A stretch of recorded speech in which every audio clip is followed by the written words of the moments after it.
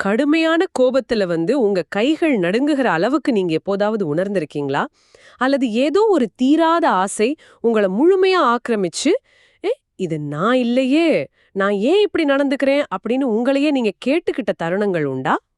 ஆமா. அந்த உணர்ச்சிகள் ஒரு சூறாவளி மாதிரி நம்மள அடிச்சுட்டு போவும். கரெக்ட். ஆனா, உங்கள அப்படி ஆட்டி படைக்கிற அதே உணர்ச்சிகள அடக்காம, உங்க சொந்த மனச விடுவிக்கிற ஒரு மிகச் சிறந்த கருவியா மாத்த முடியும்னா, அது எப்படி இருக்கும்னு கொஞ்சம் கற்பனை செஞ்சு பாருங்க. இது கேட்கறதுக்கே அதாவது சாத்தியமே இல்லாத ஒண்ணு போல தோணலாம் இல்லையா? நிச்சயமா. ஏன்னா பொதுவா நாம என்ன பண்ணுவோம், கோவமோ இல்ல பயமோ அத மனசுக்குள்ள அடக்கி வைக்க பாப்போம். ஆமா. அல்லது அதிலிருந்து தப்பிக்க வேறு ஏதாவது கவனச்சிதறல தேடுவோம். ஆனா நாம எந்த உணர்ச்சிகளை பார்த்து பயந்து ஓடுறோமோ, அந்த எதிர்மறை உணர்ச்சிகளுக்குள்ளேயே நமது விடுதலையோட திறவுகோல் ஒளிஞ்சிருக்கு அப்படிங்கிறது தான் இன்னைக்கு நம்ம பார்க்க போற ஒரு மிக ஆழமான தத்துவம். எக்ஸாக்ட்லி. இதத்தான் இன்னைக்கு நாம இந்த ஆழமான அலசல்ல முழுமையா பேசப் போறோம். இன்னைக்கு நாம விவாதிக்க போற ஆதாரங்களோட மையம் தலாய் லாமா அவர்கள் எழுதிய the world of Tibetan Buddhism அப்படிங்கிற ஒரு அற்புதமான புத்தகம். ஓ கண்டிப்பா. இது வெறுமனே ஒரு மத பிரசங்கம் கிடையாது. இல்ல, சத்தியமா கிடையாது. சொல்லப்போனா மனித மனத்தோட கட்டமைப்பை, அதோட மிக ஆழமான இருண்ட தளங்கள எப்படி புரிஞ்சுகிட்டு அத ஹேக் பண்றது அப்படிங்கிறதுக்கான ஒரு கையேடுன்னே இத சொல்லலாம். உண்மைதான். இந்த புத்தகத்தோட குறிப்புகளை நான் படிச்சிட்டு இருக்கும்போது எனக்கு ஒரு விஷயம் தோணுச்சு. அதாவது பௌத்த தத்துவங்களை கத்துக்கிறது அப்படிங்கிறது நம்ம கம்ப்யூட்டரோ இல்ல ஸ்மார்ட் போனோ வேலை செய்யற அந்த ஆபரேட்டிங் சிஸ்டத்தை, அதாவது ஓஎஸ் புதுசா அப்டேட் செய்யற மாதிரி ஒரு ப்ராசஸ். ஓஎஸ் அப்டேட் அப்படிங்கிற கோணத்துல இதை எப்படி பொறுத்துறீங்க? இது கொஞ்சம் வித்தியாசமான அணுகுமுறையா இருக்கே. அதாவது இப்ப பாத்தீங்கன்னா நம்ம மனசுல பல சிக்கல்கள் இருக்கு. சோ முதல்ல நம்ம சிஸ்டத்துல உள்ள அந்த பக்ஸ், அதாவது வைரஸகளை நீக்கணும். நமது அடிப்படை ஒழுக்கத்தை சரி செய்யறது தான் இந்த முதல் படி. ஓஹோ சரி. அதுக்கப்புறம் ஒரு புது மென்பொருளை இன்ஸ்டால் பண்றோம். அதுதான் மத்தவங்களோட இணைந்து செயல்படுறதுக்கான இரக்கம், அன்பு. இறுதியா நமது சிஸ்டத்தோட உச்சகட்ட திறனை பயன்படுத்த டெவலப்பர் மோட அன்லாக் பண்றோம். இதுதான் பலருக்கும் புரியாத கொஞ்சம் ஆபத்தான தாந்திரிகம் அல்லது வஜ்ரயானம். வாவ்! இந்த கட்டமைப்பு திபெத்திய பௌத்தத்தோட உண்மையான சாராம்சத்தை மிக தெளிவா பிரதிபலிக்குது. அப்படியா? ஆமா. ஏன்னா திபெத்திய பௌத்தம் அப்படிங்கிறது ஏதோ ஒரு குறிப்பிட்ட காலத்து தத்துவம் மட்டும் கிடையாது. புத்தரோட ஆரம்பகால போதனையான தனிநபர் விடுதலை அப்படிங்கிறதுல இருந்து தொடங்கி மத்த அனைவருக்காகவும் உழைக்கிற மகாயான தத்துவத்தை கடந்து மனித மனத்தோட எல்லைகளை தாண்டுற அந்த தாந்திரிக நிலைகள் வரைக்கும் அனைத்தையும் உள்ளடக்கிய ஒரு முழுமையான பேக்கேஜ் இது. சூப்பர்.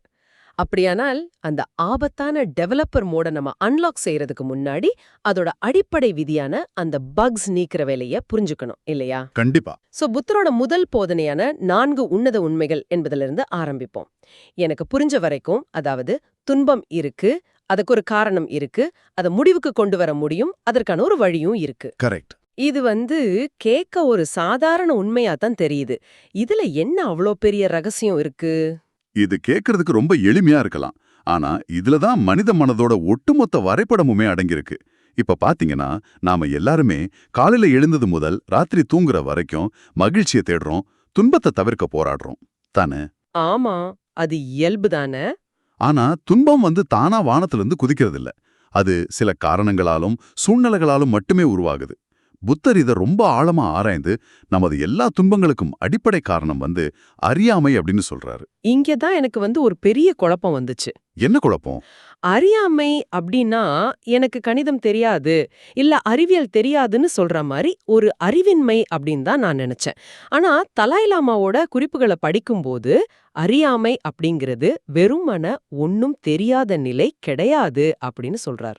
ஆமா, அது ஒரு அறியாமை மட்டும் இல்ல. அது ஒரு சுறுசுறுப்பான, நம்மள உள்ளிருந்து இயக்குற ஒரு கொடூரமான எதிரின்னு சொல்றார். இது எப்படி புரிஞ்சுக்கிறது? இதான் விஷயமே. ஒரு உதாரணம் சொல்றேன். இருட்டுல ஒரு கயிற்ற பார்த்து அது பாம்புன்னு பயந்து நீங்க அலறீங்கன்னு வச்சுப்போம். சரி. அந்த இடத்துல கயிறு தான் இருக்குங்கிற உண்மை உங்களுக்கு தெரியல அப்படிங்கிறது வெறும் அறிவின்மை. ஆனா இல்லாத பாம்ப அங்க இருக்கிறதா உங்க மனம் கற்பனை செஞ்சு உங்க உடலை வியர்க்க வச்சு உங்கள பயத்துல உறைய வைக்குது பாருங்க. ஆமா. அதுதான் அறியாமை. அறியாமை அப்படிங்கிறது உண்மைய தப்பா நேர் எதிரா புரிஞ்சுக்கிற ஒரு தீவிரமான மனநிலை.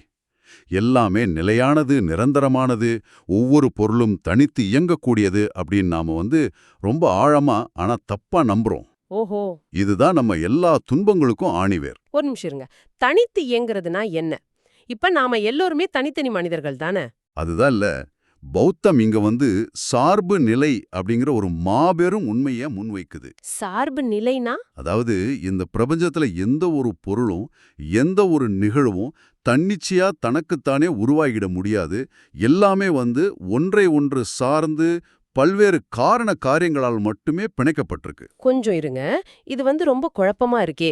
எதுவுமே தன்னிச்சையா இல்ல, எல்லாமே ஒன்றை ஒன்று சார்ந்தது அப்படின்னா, இந்த உலகம் ஒரு மாயையா?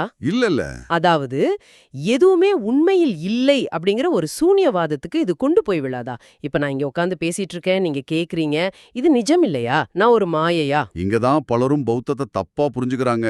இதுக்குத்தான் மத்திய வழி அப்படிங்கிற தத்துவத்தை தலாய் லாமா ரொம்ப தெளிவா விளக்குறாரு. மத்திர் வழி. ஆமா. ஒரு பொருள் தன்னிச்சையா இல்ல அப்படிங்கிறதுக்காக அது அறவே இல்லைன்னு அர்த்தம் கிடையாது. இப்போ இந்த உரையாடல கேட்டுக்கிட்டு இருக்கிற நேயர்களையே எடுத்துக்கோமே. சரி. நீங்க இப்போ உங்க கார்லயோ இல்ல உங்க கையில இருக்கிற ஸ்மார்ட் போன்லயோ இதை கேட்டுக்கிட்டு இருக்கலாம். உங்க போனை பாருங்க, அது வேலை செய்யுது, அதுல இருந்து எங்க குரல் உங்களுக்கு கேக்குது. இது நடைமுறை உண்மை, அதாவது கன்வென்ஷனல் ரியாலிட்டி. அது செயல்படுது, அது நிஜம். ஆமா, என் போன் என் கையில நிஜமா தான் இருக்கு. அது மாயை கிடையாது. கரெக்ட். ஆனா அந்த போன் அப்படிங்கிற ஒண்ணுக்கு மத்த உதிரி பாகங்களை சாராம தனக்கென்று ஒரு சுயமாக தனித்தன்மையா ஒரு இருப்பு இருக்கான்னு யோசிச்சு பாருங்க. அந்த போன்ல இருக்கிற பேட்டரிய, ஸ்கிரீன, பிளாஸ்டிக்க, சிப்ப அப்படின்னு ஒவ்வொன்னா கழட்டி எடுத்துட்டா அங்கே போன் அப்படின்னு ஒன்னு தனியா மிஞ்சுமா? ஓ, அப்ப எல்லா பாகங்களையும் பிரிச்சுட்டு அங்க போன் அப்படின்னு ஒண்ணு தனியா இருக்காது. வெறும் பாகங்கள் மட்டும்தான் இருக்கும். எக்ஸாக்ட்லி. போன் அப்படிங்கிறது பல பாகங்கள், அதை உருவாக்கின மனிதர்களோட உழைப்பு, அதற்கான மென்பொருள், இதோட ஒரு தற்காலிகமான தொகுப்பு மட்டுமே. ஆம். அந்த தொகுப்புக்கு நம்ம போன் அப்படின்னு ஒரு பேர் வச்சிருக்கோம், அவ்வளவுதான். உள்ளே தனியா நிரந்தரமா ஒரு போன் இல்ல, அது உள்ளீடற்றது. ஓஹோ. இதத்தான் பௌத்தத்துல வெறுமை அல்லது சூனியத்தன்மை அப்படின்னு சொல்றாங்க. போன் மட்டும் இல்ல, நீங்களும் நானும், ஏன் நம்ம கோபமும் கூட இப்படி பல விஷயங்களை சார்ந்த ஒரு தொகுப்பு தான். வாவ், இப்பதான் எனக்கு புரியுது. நான் தனித்து இயங்குற ஒரு நிரந்தரமான ஆள் கிடையாது. பல சார்புகளோட ஒரு தற்காலிக தொகுப்பு. சரி, நாம அனைவருமே ஒன்றையொன்று சார்ந்தவர்கள், யாருக்கும் ஒரு நிலையான சுய அடையாளம் இல்ல அப்படிங்கிற இந்த அடிப்படை புரிதல் வந்துடுச்சு. சூப்பர். அதாவது நமது ஓஎஸோட பக்ஸ் ஓரளவு சரி செய்யப்பட்டுடுச்சு. இப்ப அடுத்த கட்டத்துக்கு போவோம். இந்த நிஜ உலகத்துல மத்தவங்கள நாம எப்படி அணுகிறது? நல்ல கேள்வி. எனக்கு ஒரு தனி இருப்பில்லை அப்படின்னா, டிராஃபிக்ல ஏன் வண்டியோட குறுக்கே என்னை எரிச்சலூட்டுற அந்த நபருக்கும் ஒரு தனி இருப்பில்லையா? பின் ஏன் எனக்கு அவர் மேல அவ்ளோ கோவம் வருது? மிகச்சரியான கேள்வி. இங்கதான் தலாய் லாமா 8ஆம் நூற்றாண்டைச் சேர்ந்த மாபெரும் பௌத்த குருவான சாந்தி தேவாவோட போதனைகளை கொண்டு வர்றாரு. சாந்தி தேவா என்ன சொல்றாரு? அவர் என்ன சொல்றாருன்னா, உங்க நிம்மதியை கெடுக்கிற எதிரி வெளியில இல்ல. நீங்க டிராஃபிக்ல பார்த்த அந்த நபர் உங்களுக்கு ஒரு தற்காலிகமான கோவத்தை மட்டுமே ஏற்படுத்துறார். ஆமா. ஆனா உண்மையான நிரந்தரமான எதிரிகள் உங்க மனசுக்குள்ள தான் இருக்காங்க. உங்களோட சுயநலம், உங்களோட கோபம், உங்களோட பொறாமை ஆகிய உணர்ச்சிகள் தான் உங்கள வாழ்நாள் முழுதும் ஆட்டி படைக்கிற உண்மையான எஜமானர்கள், வெளியில இருக்கிற நபர்கள் அல்ல. இது கேக்குறதுக்கு ரொம்ப நல்லா இருக்கு. ஆனா நடைமுறை வாழ்க்கைக்கு வருவோம். எனக்கு ஒரு நபர் வேண்டுமென்றே தீங்கு செய்றார் அப்படின்னு வெச்சுப்போம். ஒரு மோசமான பாஸ், இல்ல எனக்கு துரோகம் செய்த ஒரு நபர், அவங்கள நான் எப்படி அணுகிறது? சாந்தி தேவா என்ன சொல்றாருன்னா, வெளியில உள்ள அந்த எதிரி உண்மையில நான் மதிக்க வேண்டிய ஒரு மிகச்சிறந்த ஆசிரியர் அப்படின்னு சொல்றாரு. ஆமா, உண்மைதான். அதாவது அந்த எதிரிக்கு நான் நன்றி சொல்லணுமா? எனக்கு தீங்கு செஞ்ச ஒருத்தருக்கு நான் ஏன் நன்றி சொல்லணும்? இது கொஞ்சம் அதிகப்படியா தெரியலையா? மேலோட்டமா பார்த்தா கண்டிப்பா அப்படி தோணலாம். ஆனா இதோட பின்னாடி உள்ள லாஜிக்க கொஞ்சம் யோசிச்சு பாருங்க. பௌத்தத்துல ஒரு மனிதன் முழுமையான விடுதலை அடைய அவனுக்கு தேவை பொறுமை மற்றும் சகிப்புத்தன்மை. கரெக்ட். அந்த பொறுமையை நீங்க யாருக்கிட்ட கத்துக்க முடியும்? உங்க மேல அன்பு செலுத்துற நண்பர்கள் கிட்டயோ, இல்ல நீங்க மதிக்கிற ஒரு குரு கிட்டயோ உங்களால பொறுமையை கத்துக்க முடியுமா? முடியாது. ஏன்னா அவங்க உங்களை கோவப்படுத்த மாட்டாங்க. ஆமா, அவங்க என்கிட்ட எப்பவுமே நல்லாதான் பழகுவாங்க. அங்க பொறுமைக்கான தேவையே இல்ல. அப்படியானால் உங்களுக்கு பொறுமை அப்படிங்கிற அந்த மகத்தான குணம் வரணும்னா உங்களை யாராவது கடுமையா கோவப்படுத்தணும். ஓ. உங்களை வேண்டுமென்றே துன்புறுத்தணும். அப்பதான் உங்களுக்குள்ள பொறுமைக்கான பயிற்சியே தொடங்குது. சோ உங்களுக்கு தீங்கு விளைவிக்கிற அந்த நபர் தான் உங்களை சோதிச்சு உங்க பொறுமைய வளர்க்கிற ஒரே கருவி. வாவ். அவர் உங்களுக்கு ஒரு மிகப்பெரிய உதவிய செய்யறாரு. அந்த அரிய வாய்ப்பிற்காக நீங்க அவருக்கு நன்றி சொல்லணும் அப்படின்னு சொல்றாரு தலாய் லாமா. ஓஹோ. அப்படியானால் எனக்கு தீங்கு செய்யற எதிரிகள் அடிப்படையில் எனக்கான பர்சனல் ட்ரெய்னர்ஸ் மாதிரி செயல்படுறாங்க அப்படின்னு சொல்லலாமா? கண்டிப்பா சொல்லலாம். அதாவது ஜிம்ல ஒரு ட்ரெய்னர் எப்படி நம்ம தசைகளை வலிமையாக்க கடினமான எடைய தூக்கச் சொல்லி அழுத்தங்களையும் சவால்களையும் கொடுக்கறாரோ, அதுபோல இந்த எதிரிகள் கொடுக்கற சவால்கள் தான் என்னுடைய பொறுமை அப்படிங்கிற தசையை வலுவாக்குது. அப்படிதானே? மிக துல்லியமான உதாரணம். ஜிம்ல அந்த எடைய தூக்கும்போது வலிக்கும், ஆனா அந்த வலி உங்களை வலிமையாக்கும். அதே போலதான் எதிரிகள் கொடுக்கற வலியும் உங்களோட மனச வலிமையாக்குது. இது ரொம்ப அற்புதமான ஒரு பால்வை. இதோட சேர்த்து சாந்தி தேவா இன்னொரு ஆழமான பயிற்சியையும் முன்வைக்கிறார். அது உங்களையும் மத்தவங்களையும் சமமா பாவித்தல். அது எப்படின்னு கொஞ்சம் விளக்க முடியுமா? இதை எப்படி புரிஞ்சுக்கிறதுன்னா, டிராஃபிக்ல உங்க குறுக்கே வந்த நபர் உங்களை போலவே மகிழ்ச்சியை தேடுறவர் தான், உங்களை போலவே துன்பத்தை வெறுக்கிறவர் தான். நீங்க ஒரு தனி நபர், ஆனா மத்தவங்க எண்ணற்றவர்கள். ஒருவருடைய சுயநலத்தை விட கோடிக்கணக்கான மத்த உயிர்களோட நலன் பல மடங்கு முக்கியமானது அப்படிங்கிற அந்த பரந்த புரிதல் வரும்போது உங்களுக்கு கோபமே வராது. ஓகே, இப்போ அடிப்படை தத்துவங்களை புரிஞ்சுக்கிட்டோம். அதாவது அறியாமையை நீக்கிட்டோம். அடுத்து பொறுமையையும் மற்றவர்கள் மீதான அன்பையும் வளர்த்துக்கிட்டோம்.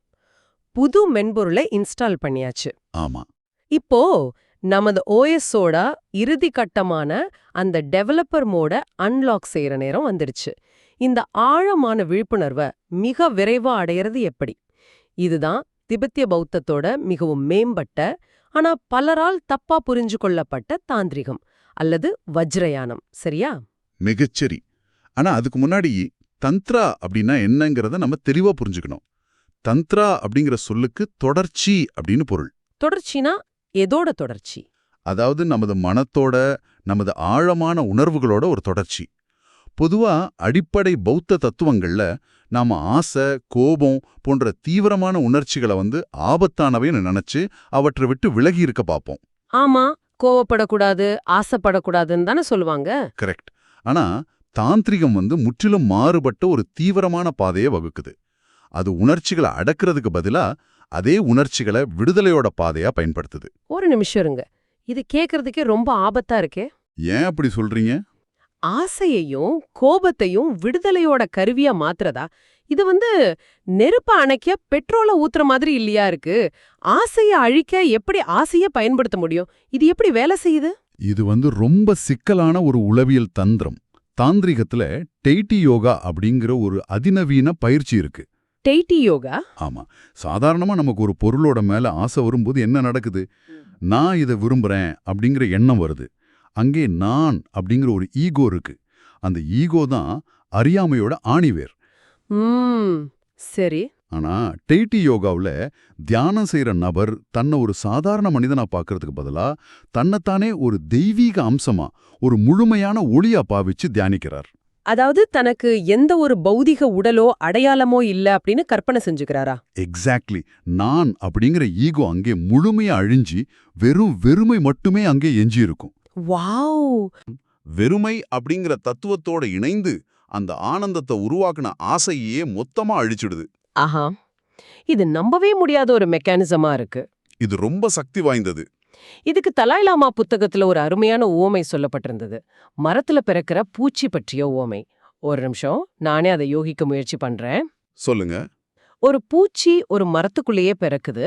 அது பிறந்த அந்த மரத்தையே தின்னு கடைசியில அந்த மரத்தையே முற்றிலுமா அழிச்சிடுது. அதுபோல ஆசையினால உருவாகிற அந்த பேரானந்தம் அப்படிங்கிற பூச்சி தன்னை உருவாக்குன ஆசை அப்படிங்கிற மரத்தையே தின்னு அழிச்சிடுது. இதத்தானே அவர் சொல்றார். மிகச்சரியா புரிஞ்சுக்கிட்டீங்க. ஆசையோட வீரியத்தை வச்சே ஆசையோட ஆணி வேற அறுக்கிற சூட்சுமம் இதுதான். ஆனா இதுலதான் ஒரு மிகப்பெரிய அபாயமும் இருக்கு. அதனாலதான் இத டெவலப்பர் மோட் அப்படின்னு சொன்னோம். ஏன் இதுல என்ன உள்ள அபாயம்? ஆரம்பத்துல நாம பேசின அந்த வெறுமை பற்றிய ஆழமான புரிதலும் உங்களை சுற்றி உள்ள உயிர்கள் மீதான உண்மையான இரக்கமும் இல்லாம யாரும் தாந்திரிக பயிற்சிக்குள்ள நுழையவே கூடாது அப்படின்னு திபெத்திய பௌத்தம் மிக கடுமையா எச்சரிக்குது. அந்த ஈகோ இல்லாத தெளிவான அடித்தளம் இல்லாம நீங்க வெறுமனே ஆசையோ கோபத்தையோ பயன்படுத்த நினைச்சா என்ன ஆகும்? என்ன ஆகும்? அது உங்கள சாதாரண இச்சைகளுக்கும் அடிமைத்தனத்துக்கும் தான் கொண்டு போகும். அது விடுதலைய தராது. மாறாக அது உங்கள மேலும் இருட்டுல தான் தள்ளும். அது நெருப்போட விளையாடுறதுக்கு சமம். இப்பதான் எனக்கு இந்த வரிசை கிரமம் ஏன் அவ்ளோ முக்கியம்னு தெளிவா புரியுது. முதல்ல அடிப்படை ஒழுக்கம், பின்பு பொறுமை மற்றும் இரக்கம், இறுதியாதான் இந்த தாந்திரிக பயிற்சி. கரெக்ட். நீங்க நேரடியாகச் சென்று ஆசையை வச்சு விளையாட முடியாது. சோ இவை அனைத்தையும் ஒருங்கிணைத்த பார்த்தா நமக்கு கிடைக்கிற ஒட்டுமொத்த செய்தி என்ன? நம்ம மனம் அப்படிங்கிறது ஒரு நம்ப முடியாத அளவுக்கு சிக்கலான, ஆனா மிக அற்புதமான கருவி. அதுல எழும் கோபமோ, காமமோ, பொறாமையோ அவை எவ்வளவு தீவிரமானதா இருந்தாலும் அவை நம்மள அழிக்கிறதுக்காக மட்டுமே வந்தவை கிடையாது. ம். சரியான புரிதலும் விழிப்புணர்வும் இருந்தா உங்களை வீழ்த்த வந்த அதே ஆயுதத்தை உங்களை விடுவிக்கிற ஏணியா உங்களால மாத்த முடியும். வாம், ரொம்ப அருமை.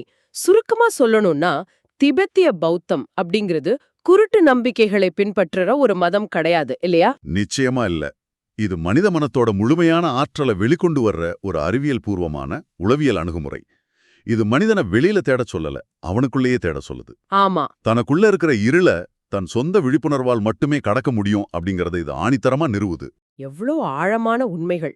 இந்த உரையாடலோட தொடக்கத்துல நான் உங்ககிட்ட ஒரு கேள்வியை கேட்டேன். ஞாபகம் இருக்கா?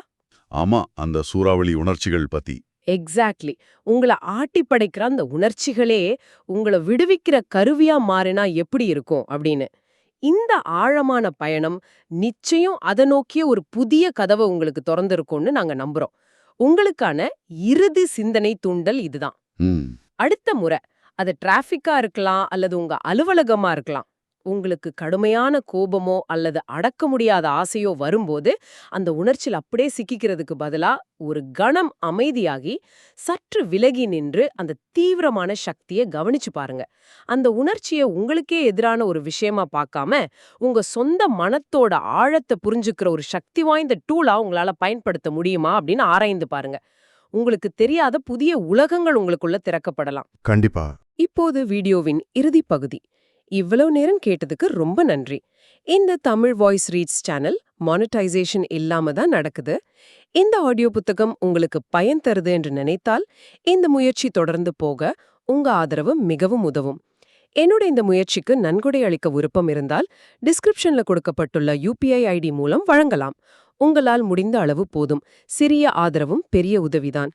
இந்த வீடியோ உங்களுக்கு பயனுள்ளதாக இருந்தால் சப்ஸ்கிரைப் பண்ணுங்க, மற்றவர்களுக்கும் பகிர்ந்து கொள்ளுங்கள். இந்த கருத்துக்கள் அவர்களுக்கும் தேவையாக இருக்கலாம். லைக் பண்ணுங்க, உங்க கருத்துக்களை கமெண்ட்ல பகிருங்கள். மனப்பூர்வமான நன்றி.